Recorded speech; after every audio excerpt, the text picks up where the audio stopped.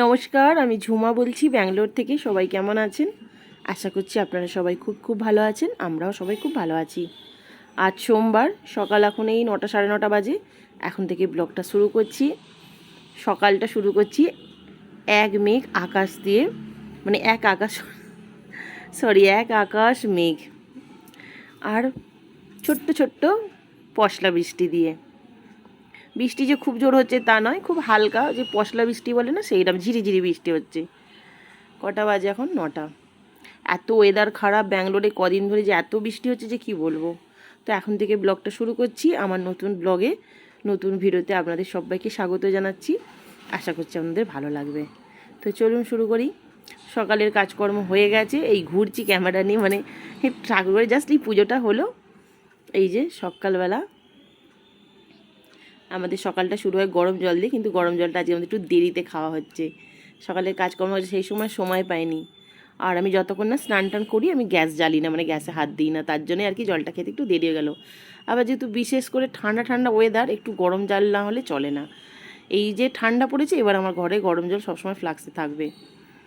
একটুতেই আমার বড্ড থ্রোট ইনফেকশন হয়ে যায়, গলা একটু ইনফেকশন হয়ে যায়, যার জন্য একটু গরম জলটা খেতে হয়।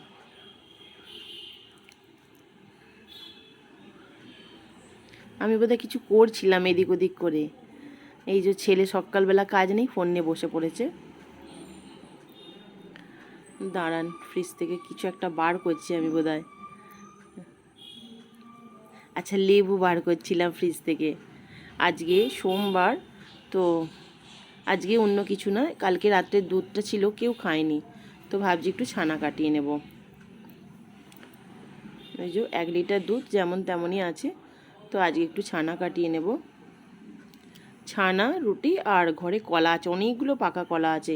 এক কলা শেষ হয়নি, আবার কলা নিয়ে চলে এসেছে ওর বাবা, যার জন্য এই যে রুটি, ছানা আর কলা। আমার ছেলে আবার বলেছে ছানা শুধু প্লেন সাদা ছানা খাবে না, ওকে একটু পেঁয়াজ টমেটো দিয়ে যেমন ছানার ভুজি করি সেরকম করব।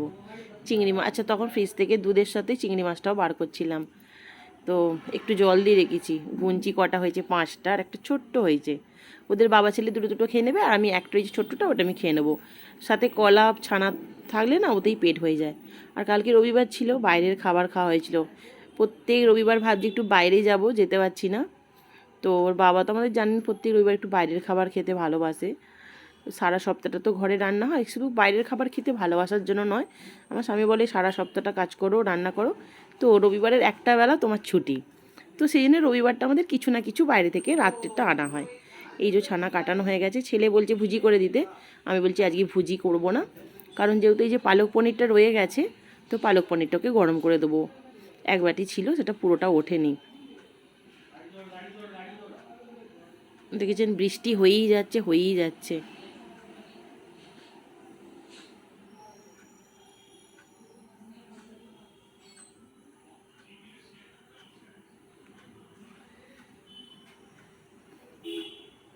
আমার জবা গাছটা কেমন হয়ে গেছিলো।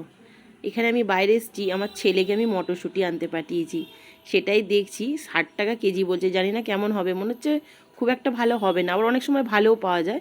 তো এরকম বর্ষার ওয়েদার ভাবছি রাতের দিকে খিচুড়ি করব। এখনই ছেলে বলেছিল মা দিনের বেলা খিচুড়ি করো, খিচুড়ি খাবো, কিন্তু কালকে রবিবার ছিল, ওর বাবা যে অত কলমি শাক পাট শাক এনেছে, নাহলে শাকগুলো নষ্ট হবে। দেখা যাচ্ছে কি ওখানে ছেলে যে ব্লু টি শার্ট পরে দাঁড়িয়ে আছে, ওকে মটরশুঁটি আনতে পাঠিয়ে যায় যে ঠিক আছে মটরশুঁটিটাও যখন এসেছে নিয়ে আয়। যদি রাত্রের দিকেও এরকম বৃষ্টি হয়, যে দেখছেন হাওয়া চলছে সব সময়, একটা ঝোড়ো ঠান্ডা হাওয়া চালাচ্ছে, এরকম বৃষ্টি হয়ে যাচ্ছে। আজ 10-15 দিন ধরে চলছে। আজ 10-15 দিন ভালো করে আমরা রোদ দেখিনি। অন্য দিন দুপুরের পর থেকে বৃষ্টিটা শুরু হয়, কিন্তু আজ সকাল থেকেই শুরু হয়েছে।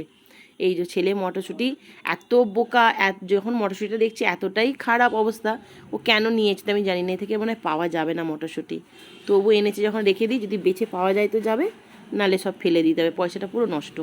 অত বড় ছেলে কিন্তু এখনও সেই বোধ বুদ্ধি এখনও হয়নি, মানে বাজার তো কোনোদিন করেনি, ঠিক জানেও না, বাবার সাথে যায়ও না, কারণ স্কুল চলে যেত, ওর বাবা একা বাজার করতে যায়। এখনও সেই এটা হয়নি, এবার বাবার সাথে ভাবছি ওকে এক একদিন পাঠাবো বাজার করতে। ওই যে বললাম ছানা কাটিয়ে নিয়েছি, রুটি ছানা আর পালক পনিরটা গরম করেছি, ওর বাবা আবার খাবে না। ওর বাবা প্লেন ছানা খায়, কিন্তু কোনো পনিরের তরকারি খুব একটা ওর বাবা পছন্দ করে না, মানে ওই নামমাত্র না নিলে নয় সেইরমই নেয়। তো ছেলেকে জিজ্ঞেস করছি যে ও ছানার নেবে কিনা, যেহেতু পালক পনিরটা আছে। এই যে কলা এক ঝাঁঝি এক চুবড়ি রয়ে আছে, দেখছেন কলা না খেয়ে বেশি পেকে যাচ্ছে, তার সাথে আবার কালকে রাত্রের বাবা এনেছে। আমার ছেলে আবার এখন এই ছোটো কাঁঠালিগুলো খেতে চায় না, এই বড়োগুলো খায়, কী জানি কেন ওর আবার এইগুলো পছন্দ হয়, ছোটোটা খেতে চায় না, কিন্তু ছোটো কলাগুলো মিষ্টি বেশি হয়। ওদের বাবা ছেলেকে খাইয়ে দিয়েছি। এই যে আমি খালি দেখছি আকাশটা কীরকম ওয়েদার। ওদের বাবা ছেলেকে খাইয়ে আমিও খেয়ে নিয়েছি, নিয়ে এদিকে রান্না চাপিয়ে দিয়েছি, একদিকে ডাল চাপিয়ে দিয়েছি, চিংড়ি মাছটা শুধু ভাজা করব, কিছু ঝাল টাল কিছু করব না। আর এদিকে ওর বাবা তো আবার চিংড়ি মাছ খায় না, তোর বাবার জন্য একটু পটল ভাজা করব। আর কাঁঠাল দানা দিই, যে আলু কাঁঠাল দানা, এই যে কলমি শাকটা জলে ভিজিয়ে রেখেছি, শাক একটু ভিজিয়ে রাখলে নোংরাগুলো বেরিয়ে যায়। কাঁঠাল দানাগুলো কাটতে গেলে স্লিপ করছিল, না হামাল দস্তি দিয়ে একটু ঠুকে দিয়েছি, থেঁতো মতো করে নিয়েছি, খোলাটা ছাড়াতে সুবিধা হবে। আর একদিকে ভাত চাপিয়ে দিয়েছি। আজকে রান্না বলতে সেরকম বিশেষ কিছু করব না, মুসুর ডাল, কলমি শাকের তরকারি করব। এই যে বড়ি, মুসুর ডালের বড়ি ভেজে রেখেছি, মুসুর ডালের বড়ি দিয়ে কাঁঠাল দানা দিয়ে আলু দিয়ে কলমি শাকের তরকারি। আর ওর বাবা যেহেতু, ওর বাবা আবার কাঁঠাল দানাটাও খাবে না, খেতে বসে বেছে বেছে ফেলবে। মানে আমাদের পরিবারে এক একজনের এক এক রকম বায়না।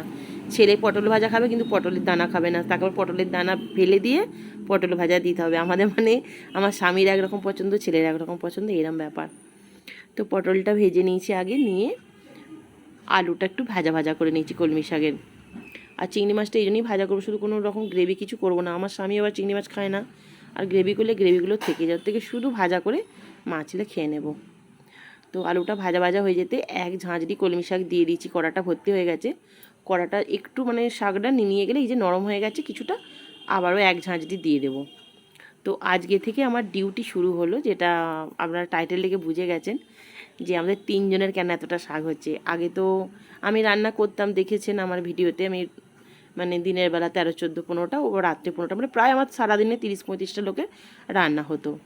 তো কিছুদিন মানে 4-5 মাস মতো বন্ধ ছিল, মানে এক দাদা এসেছিলো রান্না করছিল, তো তার কাজ আর এখানে ভালো লাগেনি রান্না, মানে সে যদিও রান্নার কাজ কোনোদিন করতে এখানে আসেনি, সে অ্যাকচুয়ালি অন্য কাজ করতো, সে কাজ পায়নি বলে এখানে ছিল। তো সে চলে গেছে, আমাকে আবার আমার পুরনো ডিউটিতে ফিরে আসতে হয়েছে। তো আবারও এক ঝাঁঝরি কলমি শাক দিয়ে সব রকম মশলা, লবণ, হলুদ, লঙ্কা, ধনে গুঁড়ো, জিরে গুঁড়ো দিয়ে ভালো করে শাকটা কষিয়ে নিচ্ছি। অন্য সময় হলে কড়াতেই এটা সিদ্ধ করতাম, কিন্তু আজ যেহেতু সময় হবে না, সেই জন্য প্রেশার কুকারে একটা সিটি লাগিয়ে নিয়েছি।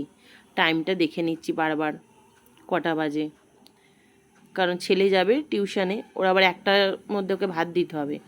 এই যে কলমি শাকটাই হয়ে গেছে, এবার কলমি শাকটা সাঁতলে নেব। কলমি শাকটা শুধুই পেঁয়াজ, একটু শুকনো লঙ্কা, 5 ফোড়ন দিয়ে করে নেব। এদিকে চিংড়ি মাছটা ভেজে নিচ্ছি, কারণ ছেলেটা যেহেতু খেয়ে যাবে, ওকে খেতে দিতে হবে, সেই জন্য এটা অন্য কড়াই ভেজে নিচ্ছি, যেহেতু সময় হয়ে আসছে।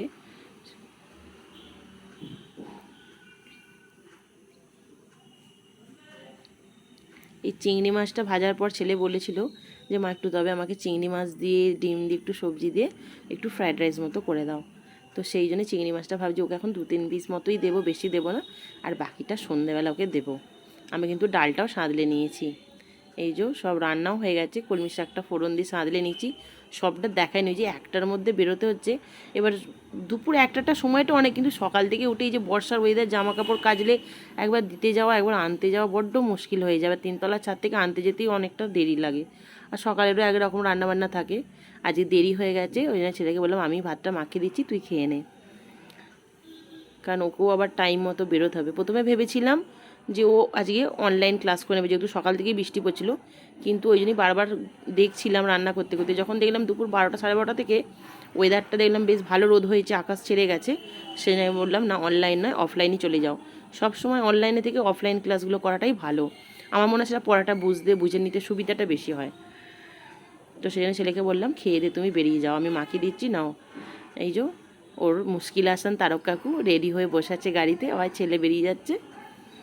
এবার ও বেরিয়ে গেলে আমি আমার বাকি কাজগুলো করে নিয়ে ওর বাবার জন্য অপেক্ষা করব। তো আজকের ভিডিওটা বাড়াবো না, এখানেই ভিডিওটা শেষ করছি। কেমন লাগলো অবশ্যই কমেন্টে জানাবেন, ভালো লাগলে একটা লাইক করবেন, শেয়ার করবেন, সাবস্ক্রাইব করবেন। ধন্যবাদ।